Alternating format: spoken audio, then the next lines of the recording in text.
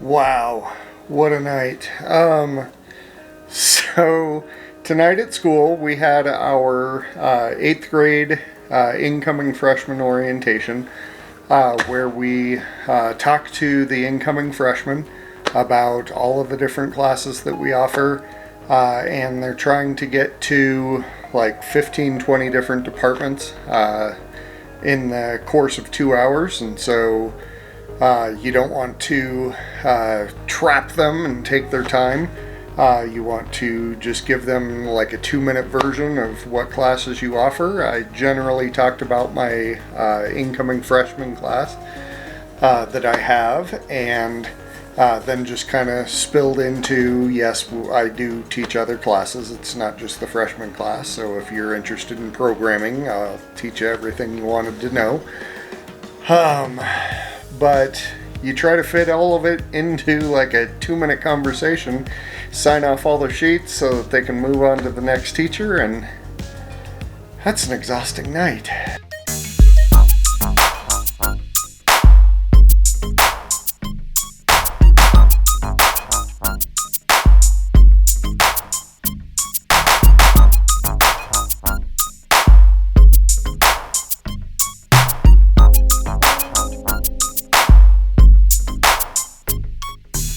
So I had a few parents strike up good conversations with me. I had a few that were like, so after 4 years of my kid being in your computer science program, what are they going to be able to do? And it's like, wow, there is so much that they're going to be able to do. I can't just, they're going to be able to program. They're going to be able to write really good stuff. With a few of the parents I brought up, that I do talk about Dijkstra's algorithms and stuff like that. I teach C# because if you know C#, you can do C, you can do C++, you can do PHP, you can do Java, you can do any programming language as long as you know one of the programming languages. So that's one of the goals of how I teach my my intermediate classes. I had a kid, the younger brother seemed to be like 7 or 8 years old, kind of when I got into programming, and they were like, well, if he's already programming, what are you going to be able to do with him in high school? And I'm like, oh gosh, I can do so much with him in high school. Please make him continue to come to my school. I had a few people that were like, wow, this exploring computer science class, my kid knows so much about computers. What are they possibly going to learn in this class? And it's like, well, if I have a lot of smart kids that know a lot about computer science, I can talk to them about computer science. I can talk to the dumb kids about computer science. My goal is to teach everybody, bring them all up a level. This morning I happened to be talking about hard drives, and some of the students were surprised that when you shut off the computer, it's the hard drive that holds on to the information where the memory shuts everything off. That was news to them.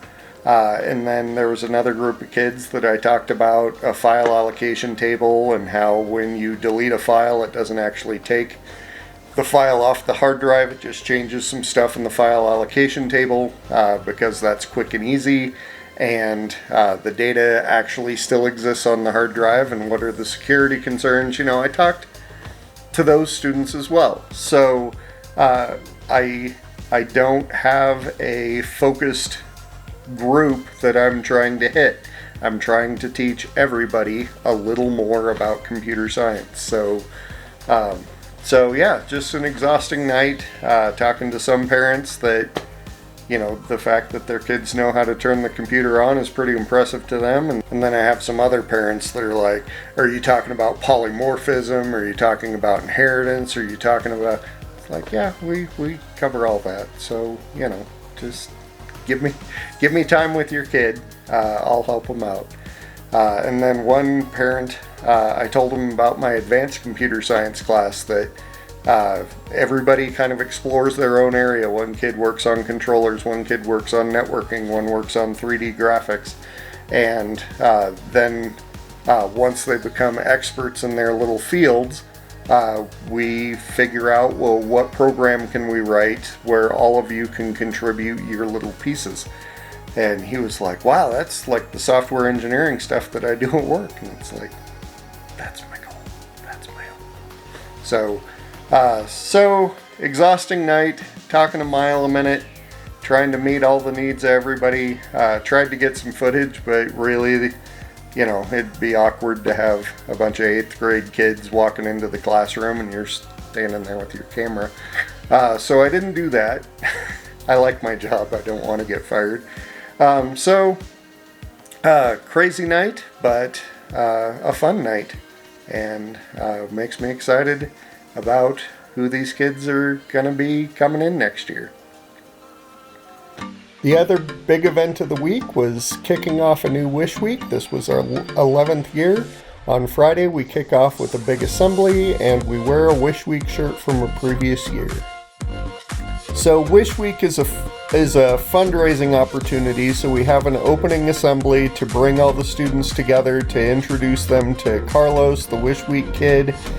Carlos has a kidney disease, and we wanted to raise funds for him to send him to the Virgin Islands, but the main point of the opening assembly is to just have fun with a great kid and to really let him be the center of attention, where he really hasn't been the center of attention with large crowds before. He's the center of attention of his family because they're focused on taking care of him and, keeping him in good health. But to have a whole crowd just cheering a kid on, just for the sake of cheering a kid on, is really fun.